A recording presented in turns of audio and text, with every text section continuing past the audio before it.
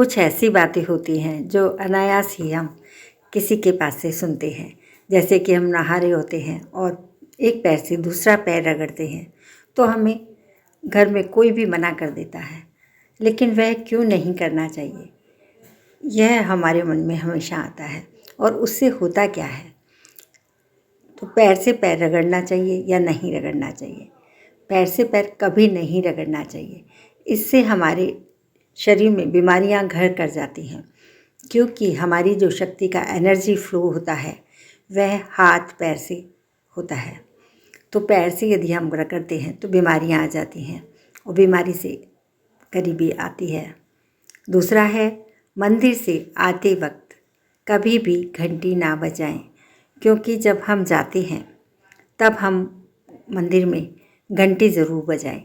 उससे positive energy हमारी जागृत होती है और वह हमारे जो घंटी हमारे सिर के ऊपर लगी होती है वह ऊर्जा हमारे अंदर आ जाती है। तो मंदिर जब आप जाते हैं तो जाते वक्त मंदिर में घंटी बजाएं, आते वक्त ना बजाएं। तीसरा, जो लोग चलते समय पैर घसीट कर चलते हैं तो उन्हें भी सब मना करते हैं, क्यों नहीं पैर घसीट कर चलना चाहिए। यह तो आप हमेशा देखना, जो भी लोग पैर घसीट कर चलते हैं, नाखून चबाते हैं, उन लोगों को बीमारियां घेर लेती हैं, क्योंकि नाखून चबाने से बीमारियां होती हैं। और पैर घसीट के चलने से राहु हमारा बिगड़ जाता है। और कभी भी आप देखना, पैर घसीट के चलेंगे तो आपकी जो शक्ति है वह कमज़ोर हो जाएगी। मतलब आप जब सुस्त होते हैं, उदास होते हैं तो ही आप पैर घसीटेंगे। इसका मतलब है पैर घसीट कर नहीं चलना चाहिए, इसीलिए हमें मना किया जाता है। तो उससे राहु खराब होता है, हमारा भाग्य बिगड़ता है। और साइंटिफिक तरीके से जब हम उदास होते हैं, हमारे में एनर्जी कम होती है, या फिर हमारा मस्तिष्क खुश नहीं होता है, हम खुश नहीं होते हैं, तभी हम पैर घसीट कर चलते हैं। और आप नोट करिएगा, जो भी लोग पैर घसीट कर चलते हैं उनका नसीब अच्छा नहीं होता है। वह अच्छे होते हुए भी धीरे धीरे कमज़ोर हो जाते हैं और गरीबी उन्हें घेर लेती है। पांचवा है नाखून चबाना। नाखून कभी नहीं चबाना चाहिए, यह हमें बचपन से भी सिखाया गया है और हम सभी को मालूम है। नाखून में एक तो गंदगी होती है जो हम पेट में चबा देते हैं और हमारे को पेट से संबंधित बीमारियां हो जाती हैं। दूसरा, नाखून जब हम पेट में चबाते हैं तो वह पेट में चला जाता है और वह हजम नहीं हो पाता है, जिससे हम बीमार हो जाते हैं। तो नाखून कभी न बच्चों को चबाने दें ना आप चबाएं। इससे ऐसा देखा गया है कि इससे गरीबी आ जाती है, इससे मतलब भाग्य का नुकसान होता है। तो यह भी सही है। पांचवा है, सुबह घर से निकलते समय माथे पर केसर का तिलक ज़रूर लगाएं। जैसा कि हम जानते हैं, हमारी दोनों भौहों के बीच में आज्ञा चक्र होता है और आज्ञा चक्र पर हम उसको एनर्जाइज करने के लिए केसर का तिलक लगाते हैं, जो हमारे सौभाग्य को उसको बढ़ाता है और आज्ञा चक्र को एक्टिवेट करता है। तो माथे पर अलग अलग टाइप के तिलक लगाए जाते हैं जिसमें केसर का तिलक है। तो गुरुवार को तो ज़रूर केसर का तिलक लगाना ही चाहिए।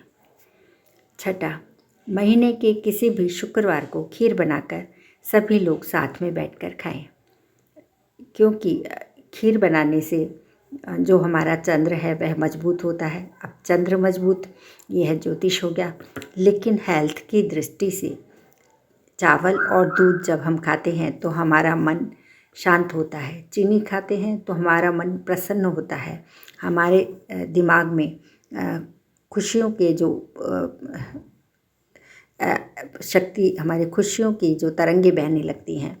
और उससे और पूरा परिवार जब साथ में बैठता है तो एक अलग ही त्योहार जैसा माहौल बन जाता है।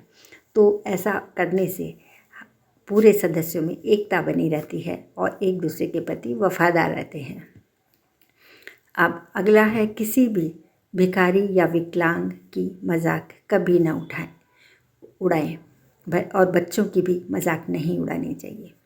क्यों नहीं उड़ानी चाहिए वह तो हमें मालूम ही है, क्योंकि विकलांग है, वह असहाय है। असहाय के दिल से जो निकलता है वह दिल से निकलता है। कोई भी वह बोलता है तो वह दिल में दुखी होकर करता है। तो किसी की भी दुख से हाय नहीं लेनी चाहिए। भिखारी है, यदि वह उसको सच्ची में भूख लगी है और आप उसका मजाक उड़ाते हैं तो यह भी उचित नहीं है। बच्चों का मजाक कभी ना उड़ाएं, क्योंकि मजाक उड़ाना थोड़ी देर आपको सुख दे सकता है, लेकिन आपको बाद में बहुत बड़ा दुख भी दे सकता है। ये यदि किसी के दिल से जो निकलता है वह आपको लग भी सकता है। तो यह बातें सही है या गलत है, यह आप निर्णय करके देखें। और कुछ बातें जो होती हैं वह आप नोटिस भी करें, आपको पता चल जाएंगी कि यह सही होती हैं।